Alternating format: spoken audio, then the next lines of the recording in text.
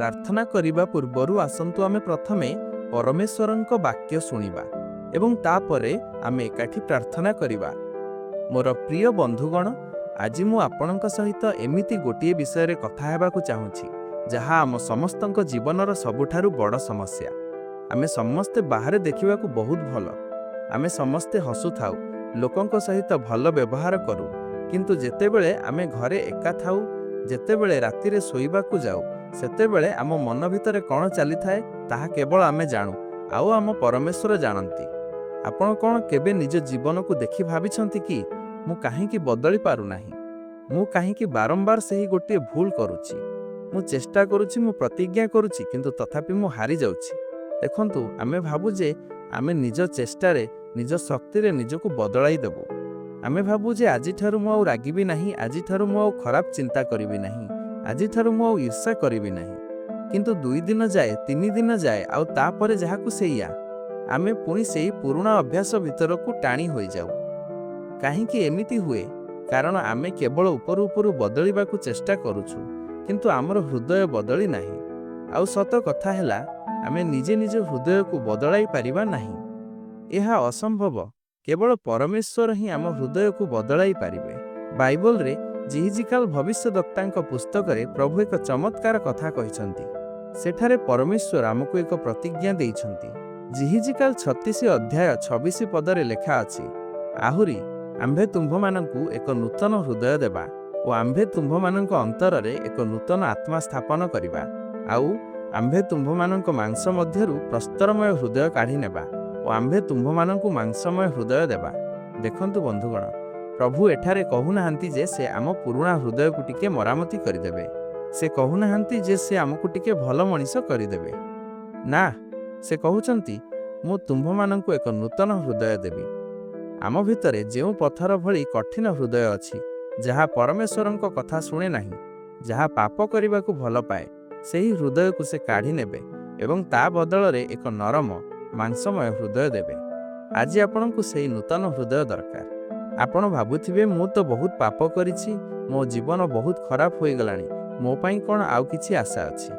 मो कथा ध्यान देई सुनंतु। बाइबल रे जने लोक थिले जहांक नाम थिला साउल। आपण हुए तो तांको विषय रे सुनिथिबे। साउल जने एमिति लोक थिले जिए भाबुथिले जे से जहा करूछंती सब ठीक, किंतु से ख्रिस्टियान माननकु घृणा करुथिले। से विश्वासी माननकु बांधी नेउथिले, से माननकु जेल रे पुराउथिले, एपरि कि से माननकु मारि देबाकु भी पछाउ नथिले। साउलंक हृदय कठोर थिला। से भाबुथिले से धार्मिक, किंतु प्रकृत रे से अंधकार रे थिले। दिने से दमेशक नगर को जाउथिले, आउ तांकर उद्देश्य थिला सेठारे थिबा प्रभु जीशुंक शिष्य माननकु धरि आनिबा। किंतु रास्तारे कौन हेला जानंती? हठात आकाशरु एक प्रचंड आलोक तांको चारि पाखरे चमकी उठिला। से भूमि रे पड़ीगले, आउ से एक स्वर शुणिले, साउल साउल तुम्भे काहींकि मोते ताड़ना करूअछ? साउल पचारिले, प्रभु आपण किए? उत्तर आसिला, मु जीशु जाहांकु तुम्भे ताड़ना करूअछ। सेही मुहूर्तरे साउलंक जीवन संपूर्ण बदलीगला। जेउ लोक जीशुंक नाम को मिटाई देबाकु चाहुथिला, से एबे जीशुंकर सबुठारु बड़ प्रचारक पालटी गले। तांकर नाम बदली गला, तांकर काम बदली गला, तांकर लक्ष्य बदली गला। एहाकु कुहंती हृदय परिवर्तन। साउल कौनसी ट्रेनिंग नहीं बदली नथिले, से कौनसी बही पढ़ी बदली नथिले। से जेतेबेले जीवंत ईश्वरंक संस्पर्श रे आसिले, तांकर अहंकार भांगी गला, तांकर पुरुणा मु मरीगला एवं ख्रीष्ट तांक भितरे बंचिले। आज आपनकु मध्य सेही भली एक अनुभूति दरकार। आमे केवल रविवार चर्च गले किंबा बाइबल पढ़ीदेले हेबो नाही। आमको प्रभुंक पाखरे संपूर्ण आत्मसमर्पण करिबाकु हेबो।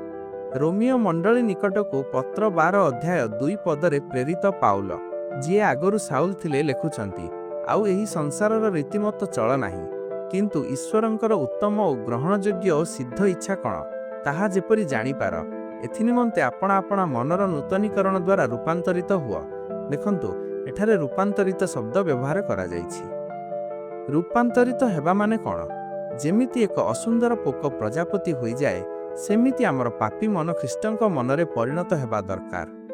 आमे भाबु मु टिके मद छाड़ी देबी, टिके मिछ कहिबा बंद करि देबी, ताहेले मु भल ख्रिस्टियान होई जिबी ना? सांग माने, ख्रिस्टियान जीवन माने किछि नियम पालन करिबा नुहे, ଖ୍ରୀଷ୍ଟିଆନ ଜୀବନ ମାନେ ହେଉଛି ଏକ ନୂଆ ସୃଷ୍ଟି ହେବା।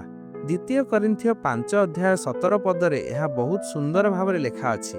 ଏଣୁ ଯଦି କେହି ଖ୍ରୀଷ୍ଟଙ୍କଠାରେ ଅଛି ତେବେ ସେ ନୂତନ ସୃଷ୍ଟି ହୋଇଅଛି। ପୁରାତନ ବିଷୟ ସବୁ ଲୋପ ପାଇଅଛି, ଦେଖ ନୂତନ ବିଷୟ ସବୁ ହୋଇଅଛି। ଆପଣଙ୍କ ଅତୀତ ଯାହା ବି ହେଉ, ଆପଣ ଯେତେ ବଡ଼ ଭୁଲ କରିଥାନ୍ତୁ ନା କାହିଁକି, ଯଦି ଆଜି ଆପଣ ଯୀଶୁଙ୍କ ପାଖକୁ ଆସିବେ ତେବେ ସବୁକିଛି ନୂଆ ହୋଇପାରିବ। ଶୈତାନ ଆପଣଙ୍କୁ ବାରମ୍ବାର ମନେ ପକାଇ ଦେଉଥିବ ଯେ ଆପଣ ଅଯୋଗ୍ୟ।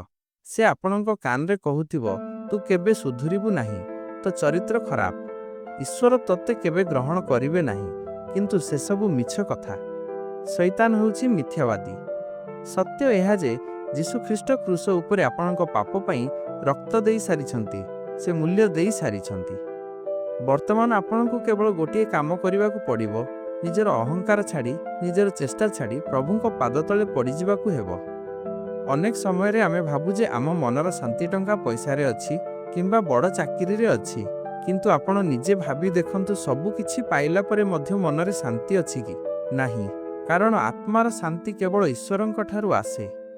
ଯେତେବେଳେ ଆମେ ପାପ କରୁ, ଆମର ବିବେକ ଆମକୁ କାଟେ। ଆମ ଭିତରେ ଏକ ଯୁଦ୍ଧ ଚାଲେ। ଗୋଟିଏ ପଟେ ଆମେ ଭଲ କରିବାକୁ ଚାହୁଁ, ଅନ୍ୟପଟେ ପାପ ଆମକୁ ଟାଣି ନିଏ।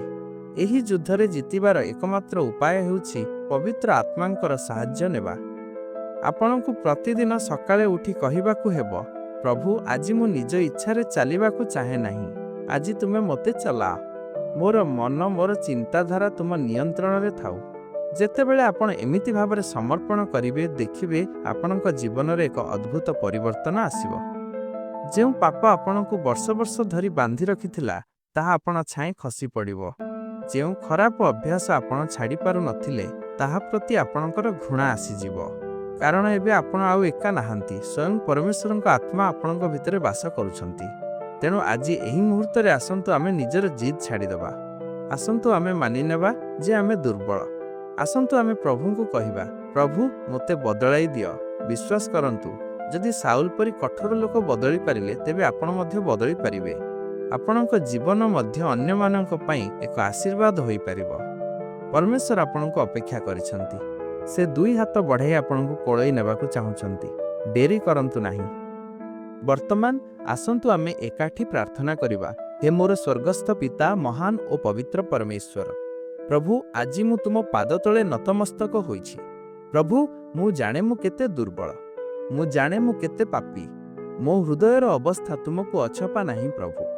ବାହାର ଦୁନିଆ ପାଇଁ ମୁଁ ହୁଏତ ବହୁତ ଭଲ ମଣିଷ ବୋଲି ଦେଖାଉଛି, କିନ୍ତୁ ତୁମେ ମୋର ଅନ୍ତରକୁ ଦେଖୁଛ। ମୋ ଭିତରେ ଥିବା ଅନ୍ଧକାର, ମୋ ଭିତରେ ଥିବା ଈର୍ଷା, ଅହଙ୍କାର ଏବଂ ଅପବିତ୍ର ଚିନ୍ତା ସବୁ ତୁମେ ଜାଣିଛ। ପ୍ରଭୁ, ମୁଁ ଆଜି ନିଜର ସବୁ ପାପ ସ୍ୱୀକାର କରୁଛି। ମୁଁ ଆଉ ଲୁଚାଇବାକୁ ଚାହୁଁନାହିଁ, ମୁଁ ଆଉ ଅଭିନୟ କରିବାକୁ ଚାହୁଁନାହିଁ।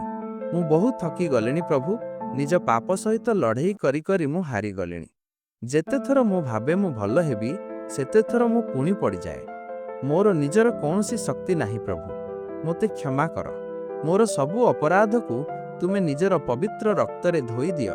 ପ୍ରଭୁ, ତୁମେ ଦାଉଦଙ୍କ ଗୀତ 51:10 କହିଛ, ହେ ପରମେଶ୍ୱର, ମୋ ଅନ୍ତରରେ ସୂଚି ଅନ୍ତଃକରଣ ସୃଷ୍ଟି କର ଓ ମୋ ମଧ୍ୟରେ ସୁସ୍ଥିର ଆତ୍ମା ନୂତନ କର।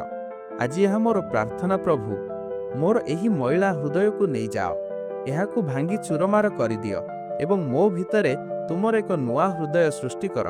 ଏମିତି ଏକ ହୃଦୟ ଯାହା କେବଳ ତୁମକୁ ଭଲ ପାଇବ, ଏମିତି ଏକ ମନ ଯାହା ପାପକୁ ଘୃଣା କରିବ। ପ୍ରଭୁ, ମୁଁ ତୁମ ବିନା ଗୋଟିଏ ମୁହୂର୍ତ୍ତ ମଧ୍ୟ ପବିତ୍ର ରହିପାରିବି ନାହିଁ। ତୁମର ପବିତ୍ର ଆତ୍ମାଙ୍କୁ ମୋ ଉପରେ ଅଜାଡ଼ି ଦିଅ। ମୋତେ ସମ୍ପୂର୍ଣ୍ଣ ରୂପେ ଦଖଲ କରିନିଅ।